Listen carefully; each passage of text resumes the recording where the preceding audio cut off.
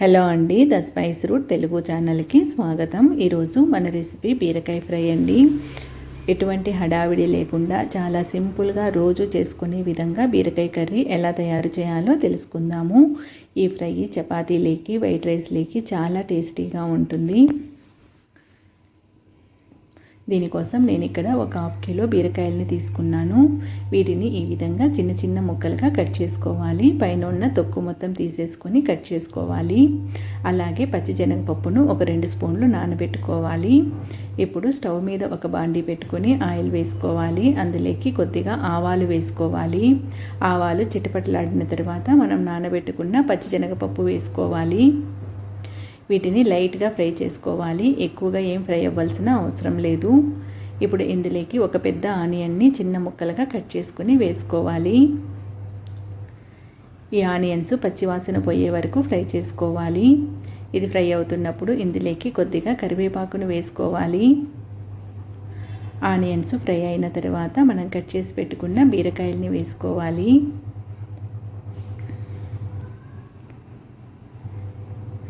ఈ బీరకాయ curry white రైస్లోకి చాలా టేస్టీగా ఉంటుందండి. ఒక్కసారి ట్రై చేసినారంటే ఎప్పుడు చేసుకున్నా ఇదే విధంగా చేసుకుంటారు. కూరనంతటిని ఒకసారి కలుపుకున్న తర్వాత మూత పెట్టేసుకోవాలి.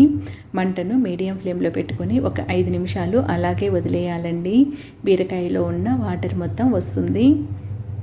ఇందులో ఎక్స్ట్రాగా వాటర్ ఏమీ వేయాల్సిన అవసరం లేదు. బీరకాయలో ఉన్న వాటర్తోనే ఈ ముక్కలన్నీ ఉడికిపోతాయి. ఈ విధంగా ఒక 5 మినిట్స్ మూత పెట్టుకున్న తర్వాత మూత తీసి కూరనంతటిని ఒకసారి కలుపుకోవాలి. చూడండి, బీరకాయలు కొద్దిగా మెత్తగా అయినాయి. అలాగే అందులో ఉన్న వాటర్ మొత్తం బయటికి వచ్చింది. ఇప్పుడు ఇందులోకి ఒక చిటికెడు పసుపు, అలాగే రుచికి తగిన ఉప్పు వేసుకోవాలి. మూత పెట్టుకొని మరొక 5 నిమిషాలు అలాగే వదిలేయాలండి.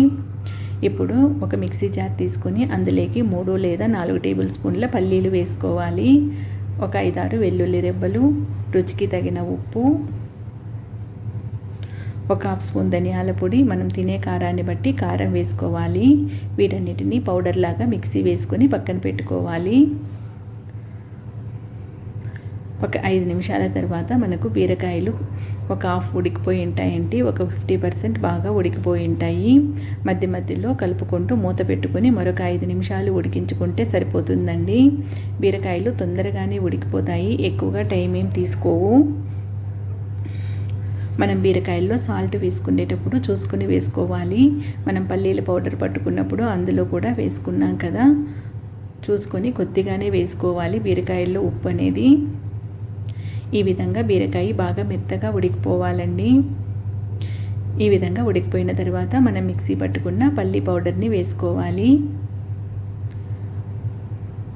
ఈ పౌడర్ని వేసుకున్న తర్వాత కూరనంతటిని ఒకసారి కలుపుకొని ఒక 2 నిమిషాలు ఉడికించుకుంటే సరిపోతుందండి. ఎక్కువగా ఉడకకూడదు, ఒక 2 నిమిషాలు ఉడికించుకుంటే సరిపోతుంది. అంతేనండి, ఎంతో టేస్టీగా ఉండే బీరకాయ కర్రీ రెడీ అయిపోయింది. చాలా సింపుల్గా చేసేసుకోవచ్చండి. మార్నింగ్ ఎటువంటి హడావిడి లేకుండా ఈ బీరకాయ కర్రీ మీకు నచ్చినట్లయితే లైక్ చేయండి, మీ ఫ్రెండ్స్ అండ్ రిలేటివ్స్కి షేర్ చేయండి. అలాగే ద స్పైస్ రూట్ తెలుగు ఛానల్కి సబ్స్క్రైబ్ చేసుకోండి. Thank you.